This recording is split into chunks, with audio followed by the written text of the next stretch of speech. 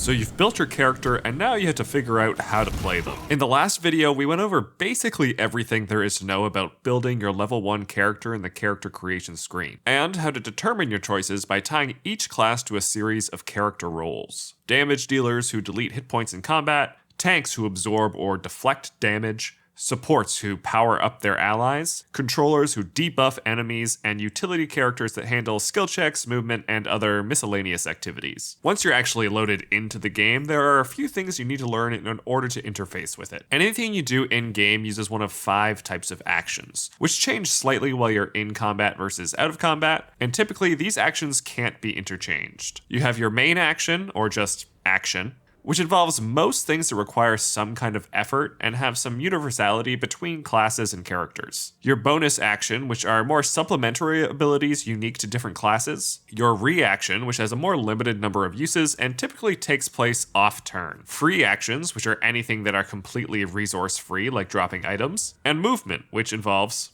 well, movement. Before we talk about what you can do with each type of action, I think we should first unveil what's behind the curtain and talk about how your character interacts with the world behind the scenes, so you have a better understanding of how each action actually functions. Basically, everything boils down to D20 tests, and not just when you see that gorgeous die rolling across the screen. All skill checks, attack rolls, and saving throws use a d20 to determine their success. And nearly everything you do will fall into one of these 3 categories. If you're pretty familiar with how d20 tests work, you can probably skip this next section. Skill checks happen most visibly in dialogue when you're rolling for things like persuasion and insight, as well as out of dialogue for picking locks and disarming traps. But they also happen in combat when you're trying to shove or avoid falling on grease or ice, as well as while exploring the world and coming across random survival, perception, and investigation checks. The full list of skills includes athletics, acrobatics, stealth, sleight of hand, arcana, history, investigation,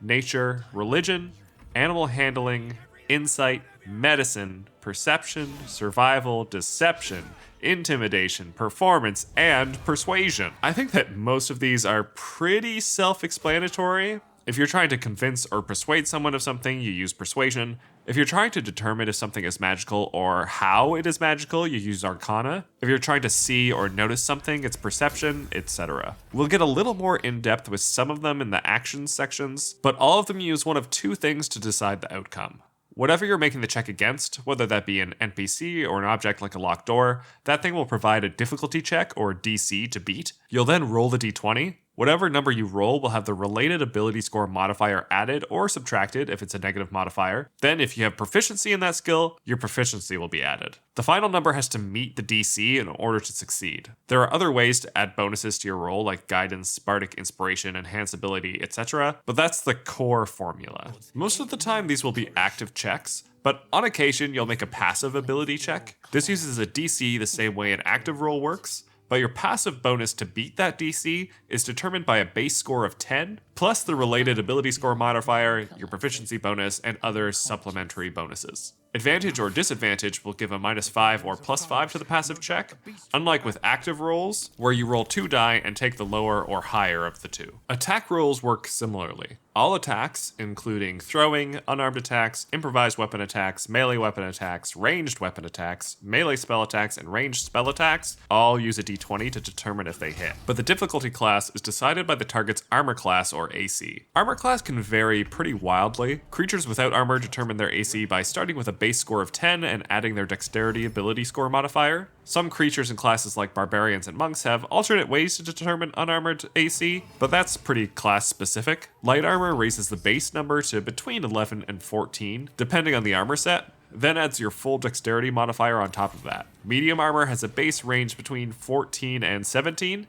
and adds your dexterity modifier, but only to a maximum of +2, unless it has the exotic material ability, which lets you add the whole dexterity modifier. And finally, heavy armor has a base value between 16 and 21, and doesn't add any modifiers. So having half-decent dexterity is a pretty important component to your armor class unless you are proficient in wearing heavy armor. If you don't have proficiency in a certain type of armor, then wearing it will limit a lot of your class and other abilities. Equipping a shield also increases your AC by 2, and there are some abilities and items that can increase it further. The average enemy has approximately between 16 and 18 AC, although there are many with more or less than that. Right-clicking and examining an enemy is one of the best ways to determine not just their AC, but all of their strengths and weaknesses. Now, most melee weapon attacks will add your proficiency bonus to an attack roll, assuming your character is proficient in that weapon, and will add your strength modifier. This includes melee weapon attacks, but also unarmed attacks, improvised weapon attacks, and throws. Weapons with the finesse property let you apply dexterity instead of strength if your dexterity modifier is higher. Warlocks with the Pact of the Blade feature let them use their spellcasting modifier, which in their case is charisma.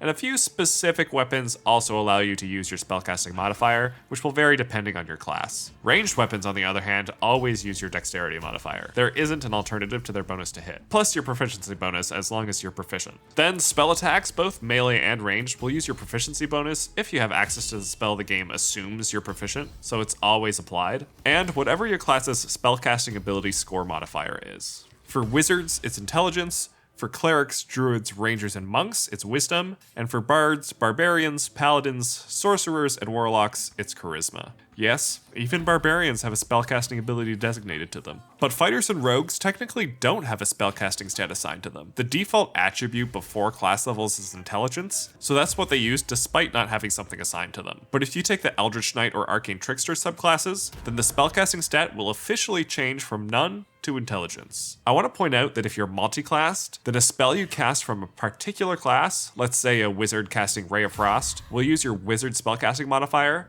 but if you cast a spell from an item, like a scroll or a piece of armor, then the ability score is determined by the last new class you multi-classed into. Or in the case of a fighter and rogue, only if you become an Eldritch Knight or Arcane Trickster at level 3. If you're just a level 5 wizard, you would use intelligence. But if you started as a wizard at level 1, and then took some levels in warlock, you'd use charisma as your spellcasting modifier for scrolls and items. Even if you took another level of wizard afterwards. What matters is the last new class. And this is just for spells outside of those you learn from within your class. Spells specifically from your wizard levels would still use intelligence, and spells specifically from your warlock levels would use charisma. I really can't stress this enough. It's a little bit unintuitive, so a lot of people get it wrong. Attack rolls are one of the most common ways you'll try to negatively impact another creature, but what about when a creature needs to resist the effects of a spell or action? That's where saving throws come in. Saving throws are also d20 tests, but they're made by the target trying to resist the effect instead of the instigator trying to overcome a difficulty check or armor class. Your saving throw DC is determined by a base of 8, plus your proficiency bonus, plus your relevant ability score modifier. Which ability score is relevant will depend on the action. Non-spell actions like martial class abilities such as Battle Master maneuvers and weapon actions will determine the ability score modifier by either strength or dexterity, whichever is higher. Spell actions, like casting a spell, will use your class's spellcasting ability score modifier, much like with spell attacks. A spell that uses saving throws will use the ability score modifier of whichever class it's derived from. Or if you're multi-classed and casting a spell from an item, it will use the ability score modifier of the newest class you added to your character.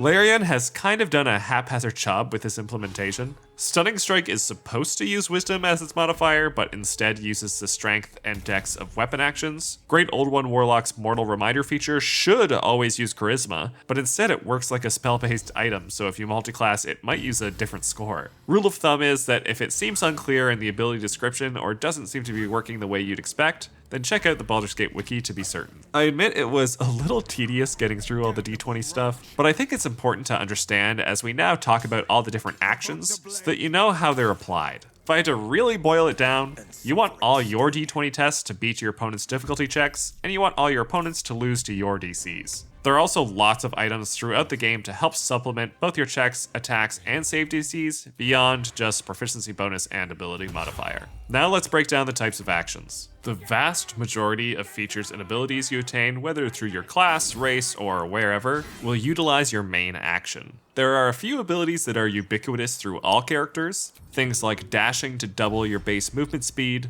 disengaging to avoid taking opportunity attacks, hiding to avoid enemy detection, most active ability checks such as unlocking a door or disarming a trap, using the help action to bring up a fallen ally or relieve them of some other effect, equipping weapons and other items during combat, interacting with some objects like levers, although I haven't found this to always be the case, making improvised weapon attacks with objects and creatures, and throwing these hands with unarmed attacks. Improvised and unarmed attacks also overlap with weapon actions like main hand attacks with melee and ranged weapons, as well as weapon actions granted by different weapons such as Cleave, Lacerate, and Heartstopper. What sets weapon actions apart from most other actions is that if you have the extra attack feature, you can make multiple weapon attacks with the same action. The vast majority of spells use your action, whether they make a melee or ranged spell attack roll or force targets to make a saving throw, but there are some exceptions we'll talk about a little more in the bonus actions section. Again, a spell gained from a class or race will use that class or race's spellcasting ability modifier,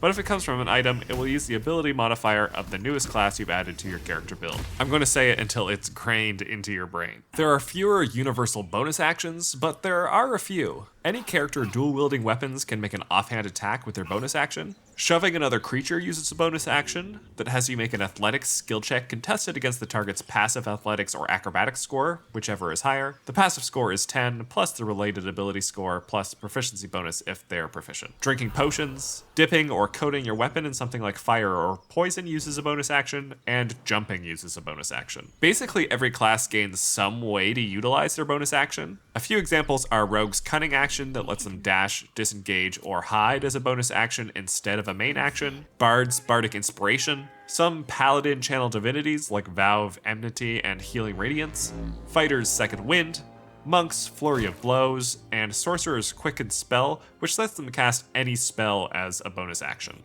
There are also some spells that use bonus actions normally, like Misty Step, Healing Word, Hex, Hunter's Mark, Sanctuary, and some spells that also include weapon attacks can consume both your action and bonus action, like Hail of Thorns and Searing Smite. It's important to keep in mind what actions and bonus actions each character in your party has available to them so you can maximize their action economy each turn. For example, a Barbarian uses their bonus action to rage, but once they're raging, a lot of build options don't have a lot of use for their bonus action. So taking the Great Weapon Master feat, which both increases their damage and lets them occasionally make a bonus action weapon attack whenever they score a critical hit or kill a creature, is a great way to make more effective use of their turns. Reactions are actions you can take once per round and can occur when it's not your turn. The most common of which is opportunity attacks. Anytime a creature moves away from a character wielding a melee weapon, that character can use their reaction to make a single weapon attack against them. Characters with the Warcaster feat can cast Shocking Grasp instead. There are a couple of class features that use reactions, such as Lorebard's Cutting Words, the Protection Fighting Style, and Light Cleric's Warding Flare. But these are much more rare than bonus action abilities. A few key spells that use reactions are Hellish Rebuke, Shield, and Counterspell. Having a use for your reaction is a great way to improve your damage and impact on the battlefield each turn, since many creatures won't use their reaction every round. And some actions don't use action economy at all. Free actions you can do any number of times on your turn so long as you meet their requirements. Dropping items is a free action. Passive checks like survival and perception checks around your environment are free. Opening doors is a free action. And swapping between equipped weapons is a free action. As far as I know, there aren't any spells that are free actions.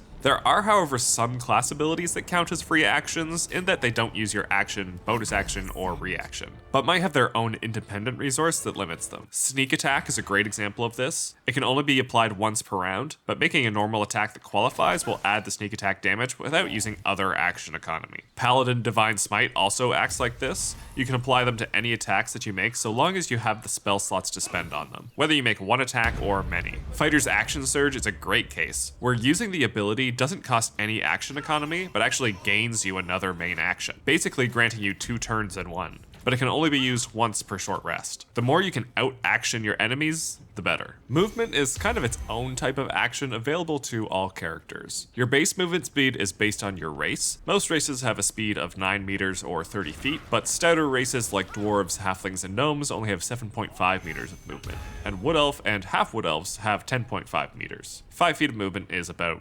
1.5 meters for the imperialists out there. I feel like, out of the box, movement doesn't seem like that important a part of your action economy. It's not often talked or thought about, but if you've ever been in a situation where your fighter or barbarian can't reach an enemy, your wizard has been surrounded by enemies, your ranger can't get a target in the short range of their bow, or you've had your whole party blown up by a fireball, then you've experienced just how important movement and positioning can be. Getting your characters into the right vantage points for their attacks and keeping them as safe from enemy effects as possible can make or break an encounter. And there are a lot of ways to improve your movement. There are basic speed increases like unarmored movement from Barbarian and Monk, as well as Long Strider. There are teleports for repositioning like Misty Step. Improving your jump distance with something like Enhanced Leap can actually let you exceed your total move speed when you jump, and flying can let you take more direct pathways to make the most of your total movement speed. I feel like I should also briefly mention passive abilities. There are static passives and activatable passives. Static passives are always applied, something like the fighter fighting styles, giving flat bonuses to damage or armor class, while activatable passives can be turned on or off in the passive section of your command menu.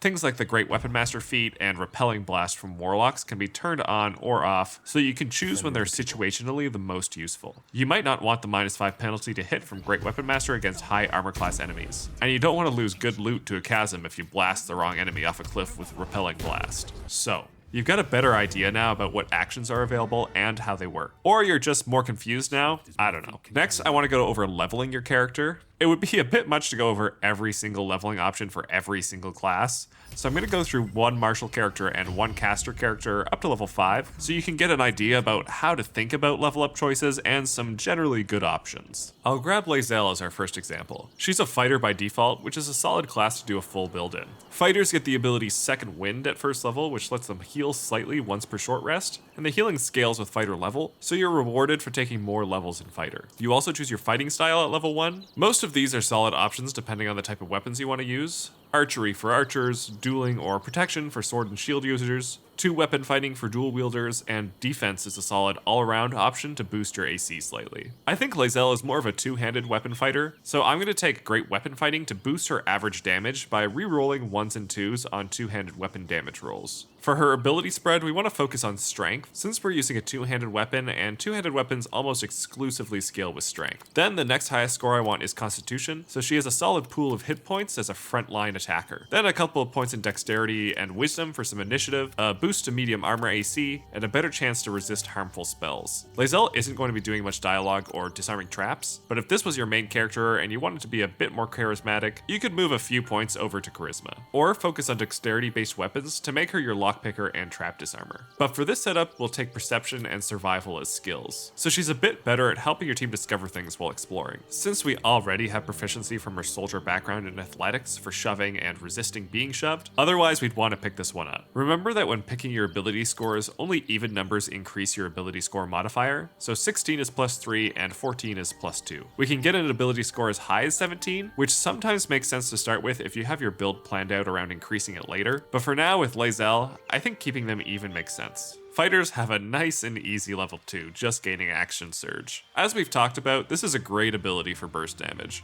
I'd recommend trying to use it to finish off low health enemies to remove them from combat, or to burst down bosses. And it comes back on a short rest, so don't forget to make use of it. At level 3, we pick our subclass. Champion is a strong and simple but slightly boring option which just increases your critical hit ratio by 1, so you can crit on a 19 or 20. Eldritch Knight is a strong option that can help improve your fighter's tankiness and utility, but I want to save talking about spells for the caster, so I'm going to take Battle Master. The Battle Master gets 4 maneuver dice and 3 maneuvers to apply those dice to, which augment their weapon attacks as well as a few supplementary abilities. Most of these maneuvers have some use. The only ones I would avoid completely are Sweeping Attack, because although it lets you hit multiple targets, the damage numbers are just not there to make it viable. Evasive Footwork is maybe okay, but mostly you can avoid opportunity attacks with good pathing. Feinting Attack using both your action and bonus action is kind of a steep cost. Then Maneuvering Strike and Commander Strike can be okay and kind of thematic of someone leading the battlefield, but they just fall a little short compared to some of our other options. Now what we actually pick is going to be informed by how we're playing the game and how Lae'zel here can best contribute to the party. Since we're using a two-handed weapon, our primary focus is damage, and we'll likely be taking Great Weapon Master at some point in our build. So to offset that -5 penalty to attack rolls, we can pick up Precision Attack, which lets us add our D8 superiority die to an attack roll. This will really improve our consistency and damage output despite the attack roll penalty from Great Weapon Master. Then we can also take Tripping Attack. Knocking an enemy prone grants advantage on melee attacks, so that can once again help us land Great Weapon Master attacks on enemies. Maybe there's a rogue on our team that gets sneak attack damage when they attack with advantage, or if an enemy is concentrating on a problematic spell, they'll lose concentration when knocked prone. Finally, we might take Riposte. This lets us make an attack as a reaction against enemies who miss us with their attacks, This is a great way to weaponize our reaction beyond just normal opportunity attacks, helping us deal more damage every round. But there are a lot of strong options here depending on what you're building around. If you have a caster on your team casting large, hazardous area of effect spells like Spike Growth, then you might want Pushing Attack to force enemies into those hazards. If you want to focus on protecting your allies, you might take Rally to give them temporary hit points and improve your survivability. You might want Menacing Attack or Goading Attack to give enemies disadvantage on attack rolls against your allies. I think the Frighten from Menacing Attack is a slightly stronger option generally than Goaded. You might take Disarming Attack to disarm enemies with powerful weapon effects, making them basically harmless. The choices you make will have a big impact on how you navigate the battlefield and take out enemies or bolster allies. At level 4, you get your first feat. I mentioned Great Weapon Master before, and I do think that that's our optimal choice, but I wouldn't recommend it here for newer players. I think most people should probably spend their first feat taking an ability score modifier to improve their core ability score to 18 so you get a +4 to all of your most important rolls instead of a +3. This will increase our base damage by 1, but also our attack rolls, and that increase in consistency will have a compounding effect over time. Now, if you really know what you're doing and can play around the -5 penalty from Great Weapon Master, then I absolutely think it's the pick here. But you can also take it when you get your next feat, which is level 8 for most characters, but fighters even get one at level 6 as well. I think it's also worth mentioning that if you're on honor mode, then taking the alert feat is pretty reasonable. Since initiative is rolled as a D4, any flat bonus to initiative will basically guarantee going first in combat, and the +5 from alert is an absurd bonus. It's less importance if you have a high dexterity, but a strength-based fighter like we're building Lae'zel out as won't ever have a dexterity score above 14 or so. This will help her a lot going into the mid and late game. I think those are our top 3 feat choices, but feats like Sentinel, Savage Attacker, Heavy Armor Master, and Lucky are all potentially decent feats to take later in your build, probably after taking Great Weapon Master and maxing out your strength score. Finally, at level 5, fighters gain extra attack. Making 2 attacks instead of 1 literally doubles your damage output. You'll very much feel the difference in combat. And it means when you action surge, you get 4. Not many enemies can survive 4 beefy attacks from a 2-handed weapon fighter. Now let's look at a caster with my good friend Gale here. Gale is a wizard by default, which is kind of the spellcasteriest of the spellcasters. They have a wide range of spells that they can learn to adapt to just about any situation. They don't have quite the same explosive power as a sorcerer or the turn-over-turn damage of a warlock, but their strong spell access keeps them powerful in and out of combat. At level 1, we get to pick 3 cantrips, which are at-will spells you can cast without expending any limited resources. I like to pick 1 damaging cantrip, 1 utility cantrip, and then 1 wild card depending on what your party needs or already has. Ray of Frost is usually considered the best damage cantrip because it also reduces enemy movement, which is a great debuff. But Firebolt uses a D10 for damage instead of a D8, so it technically does more damage, although not by much, and can be used to light things on fire, which definitely has its uses. Bone Chill also has some niche use since there are some enemies and bosses that heal, and making it so that they can't heal makes the encounter much easier. But quite a few enemies also have resistance to necrotic damage, so it loses some points for that. Acid Splash and Poison Spray use a saving throw to deal damage, so you'll find them hitting a lot less often than these other attack roll based cantrips, especially in the early game. It's nice that Poison Spray uses a D12 for damage, but when it misses all the time and Poison is the most resistant damage in the game, it just isn't particularly good. Shocking Grasp though I think is surprisingly good, and I often take it as my third choice. Since the ranged spell attack cantrips have disadvantage when an enemy is within 5 feet of you, having a melee option that also lets you move away from enemies by robbing them of their reaction is a great thing to have in your back pocket. Then there are a few things to consider for our utility options. If your wizard is making the odd charisma ability check, then Friends is a great choice. Granting advantage to dialogue rolls can help make up for a middling charisma score. Blade Ward is probably the most generically good. The more I play the game, the more I've found myself casting Blade Ward to grant myself resistance to physical damage, either before initiating combat or on a setup turn to give our small wizard hit point pool some much needed longevity. Mage Hand can have some tactical uses in some puzzles in the game, or to mess with potions and other throwables, but I don't really love the once per short rest use of it. Minor Illusion can be used to try and group enemies together or change up their line of sight, and Light can actually be a handy cantrip to have in your party, specifically in Act 2. So typically I'd start with Ray of Frost, Blade Ward, and Shocking Grasp, unless you have a specific build path in mind that can make good use of one of the other cantrips. Then we've got level 1 spells to pick. Wizards get to start with 6 known spells, and they're prepared spellcasters, which means that at any one time, they can have a number of their known spells prepared to use, which is equal to their spellcasting modifier, in the wizard's case intelligence, plus their class level. So if we start with 16 intelligence at level 1, we would get 4 total prepared spells. 3 for the +3 ability score modifier from the 16 ability score, and 1 level of wizard. Wizards can also gain more spells known by paying some gold and inscribing them permanently into their spellbook from scrolls. Now if we go into every spell, we'll be here all day, so I'll just cover the standouts. I like to start thinking defensively at level 1, so typically I take mage armor to help boost our AC, unless you have a clear plan to wear different armor. Then I'd also take the shield spell. Shield is one of the best reactions in the game, and is one of the few spells that can't be scribed from scrolls. Then we want 1 or 2 damage options. Chromatic Orb is the most diverse since it can deal multiple types of damage, and since Magic Missile doesn't require an attack roll or saving throw to deal damage, it's good to grab to finish off enemies. Burning Hands is also solid for some area of effect damage, but it's also a very common scroll, so you can learn it that way instead. Then I'd pick up at least 2 utility options. Which ones you pick will depend at least somewhat on what your other party members can pick up for you, but I like having Longstrider to boost the whole party's base movement speed, and Featherfall to make exploring easier. Enhanced Leap can also help with that though, and Find Familiar has some niche applications. For our ability scores, naturally we'll want a high intelligence, then most of our other points can go between dexterity or constitution. I like having dexterity at 16 for AC and initiative, then constitution at 14. But you could swap those if you'd rather have more hit points and a higher bonus to constitution saving throws to maintain concentration on spells. Then I put the last few points in wisdom since this is a common saving throw, or charisma if this character is going to make dialogue checks. Now at level 2, wizards get their subclass. Wizards have the most subclass options, and which you choose will really depend on what types of spells you want to focus on. The subclass abilities for transmutation, conjuration, and illusion are unfortunately not great, but if you want to focus on damaging evocation spells, then you want to be an evocation wizard to safeguard your allies from your AoEs and deal more damage. If you want to summon a legion of undead and gain a little tankiness, you want necromancy. If you want to be maybe the tankiest character in the game that can also protect allies, then Abjuration Wizard is the best school. If you want to manipulate skill checks for increased utility, then you want the Divination School.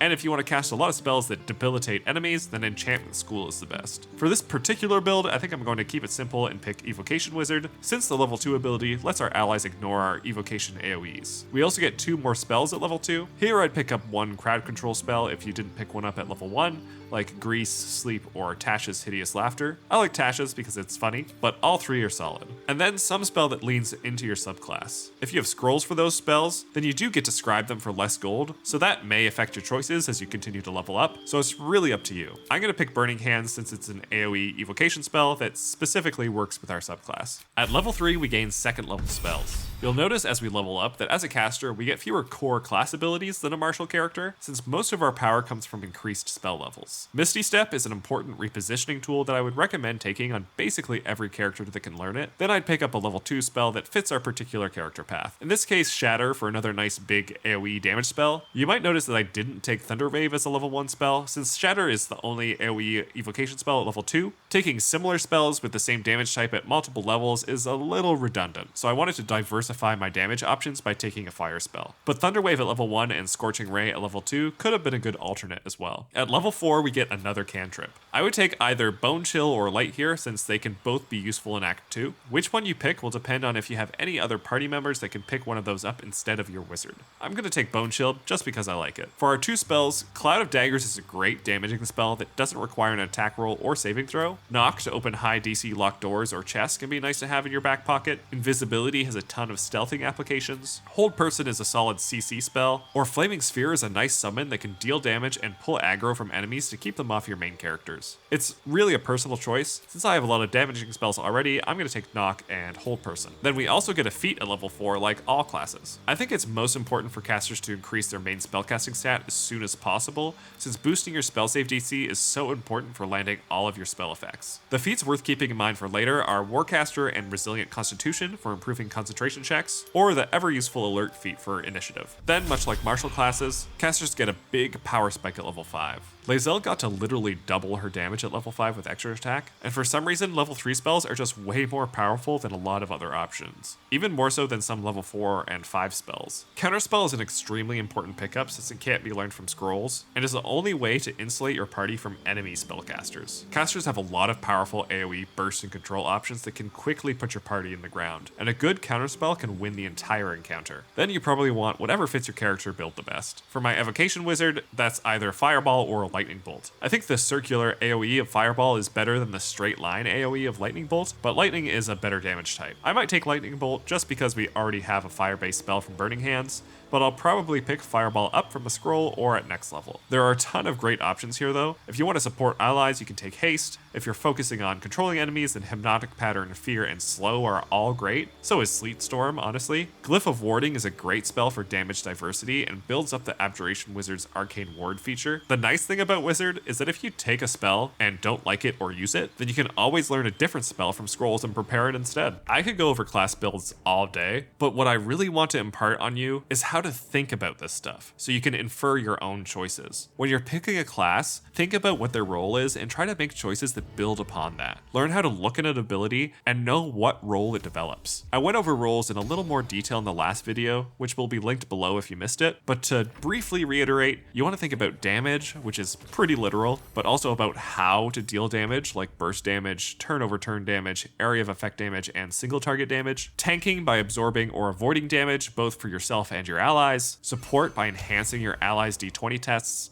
damage, and hit points, as well as healing. Control by debilitating enemies with harmful conditions or impacting the environment with hazards like ice surfaces and spike growth. And utility, which includes making use of movement and positioning, succeeding on skill checks, and everything in between the other roles. Lots of abilities overlap between these roles, but each class is defined primarily by one or two of them, and subclasses can enhance the primary class role or diversify you into other roles. The Wizard is primarily a utility class, but by taking the Evocation subclass, we can more effectively diversify into being a damage dealer, and each Wizard subclass can take you in another direction.